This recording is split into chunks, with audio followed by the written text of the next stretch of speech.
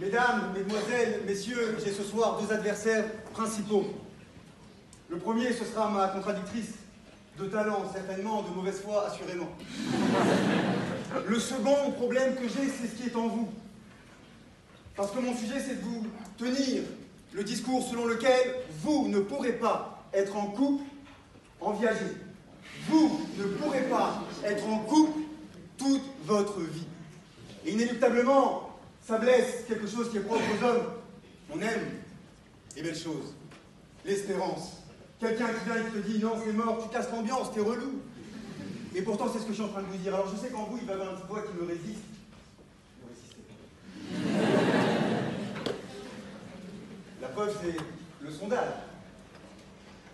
Le sondage que vous avez rempli sur la page Facebook de l'Agoratoire, vous êtes venu en nombre majoritaire, 94 votes, pour ce sujet-là. C'est bien la preuve que vous espérez trouver des réponses, vous allez être déçus. Soit dit en préambule, tout de suite ça a été évoqué, mais que ce soit clair, dans le discours qui sera le mien, quand je parle d'homme, vous pouvez y mettre un H majuscule autant de fois que vous voudrez. Je parle de tout le monde, et je parle dans tous les sens du coup. Homme, femme, femme, homme, homme, homme, LGBTQ+, si affinité, enfin vraiment. Parce que mon discours va être profondément misogyne, oui, mais sexiste, non.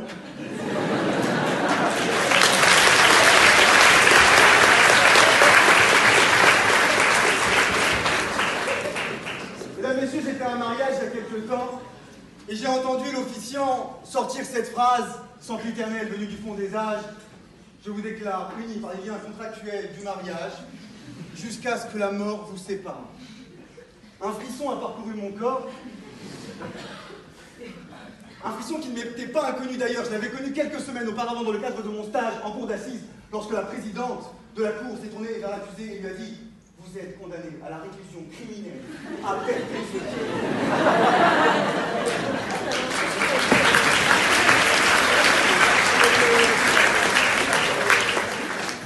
J'ai regardé le marié, si vous saviez, j'ai eu envie d'aller le voir et lui dire « Putain, qu'est-ce qu'on va faire appel ?»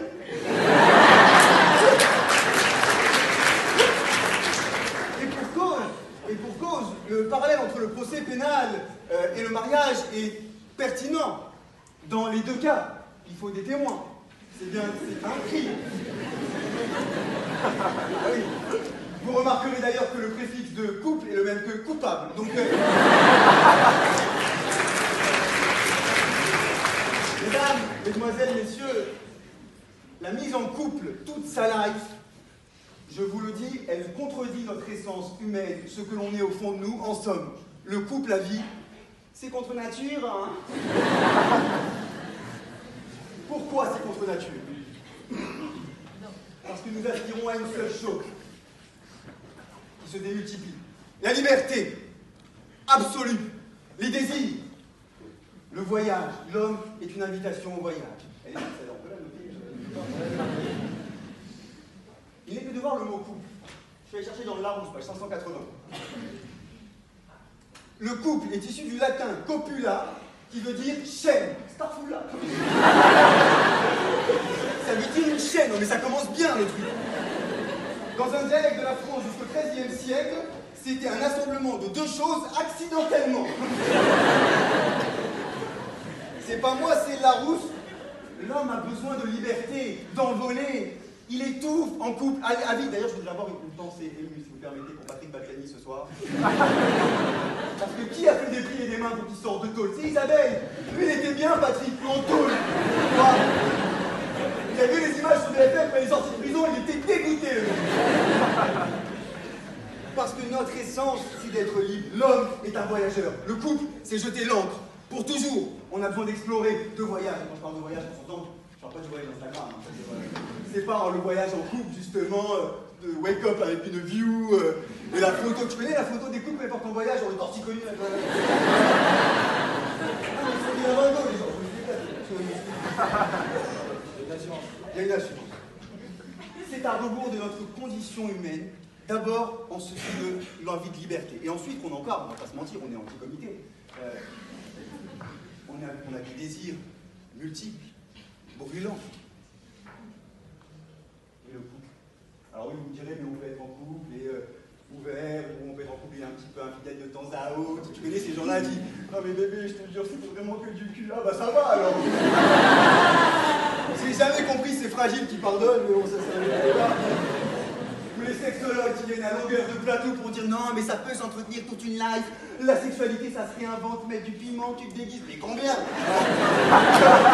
la fin, là, le mec, déguise-toi en djihadiste. Oh oui, explose-moi.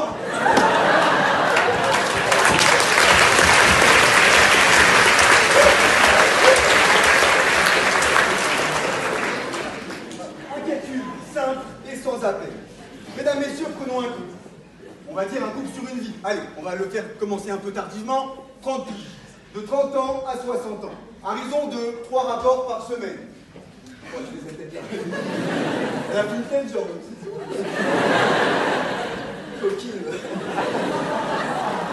À raison de 3 rapports par semaine. 52 semaines. X 3, ça fait 4680 fois avec la même tronche. Non mais il y a 4600 fois de trop, hein, c'est pas... C'est pas pour rien que 45% des mariages finissent en divorce. C'est bien parce qu'on retrouve la raison. Vous savez ce que disait Guitry à propos de ça. Le couple, c'est quoi? Bah, c'est avoir à deux des problèmes que vous aurez jamais eu seul. Le point important, c'est